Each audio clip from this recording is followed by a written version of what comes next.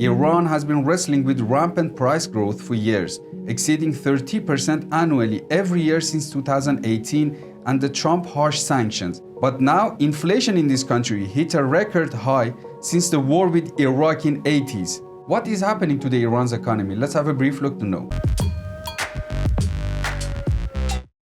The downfall of the Iranian currency and skyrocket inflation rates started when Donald Trump in 2018 unilaterally pulled the United States out of the nuclear deal reached with Iran and 5 other countries in 2015. Harsh economic embargo on all aspects of Iranian economy, and especially the ban on oil exports, led their currency to face downfall several times. Now, Iranian Rial value to the US dollar is like 10 times less than 5 years ago. Negotiations over the last year or so have sought to bring US under Trump's successor Joe Biden back inside the deal, but still no sensible result has been reached.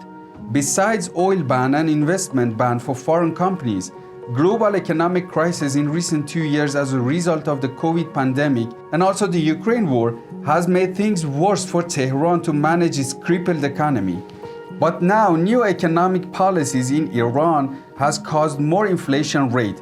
The main policy shift by the government of President Ibrahim Raisi was to abolish a subsidized exchange rate for imports of household essentials, wheat and cooking oil. Introduced in mid-2018, this preferential rate was fixed at 42,000 riyals to the dollar, but with the exchange rate on the black market exceeding 300,000 riyals and global food crisis soaring, the arrangement became unaffordable. It is estimated that if Iran wanted to continue reckless spending of its currencies this year, like the previous years, the country would have needed $22 billion at the preferential rate. This is why the government calls this policy an economic surgery, which had to be done earlier. And they say it has pain for people, but they had to do it anyway because in long term it would bring better economic conditions for ordinary people.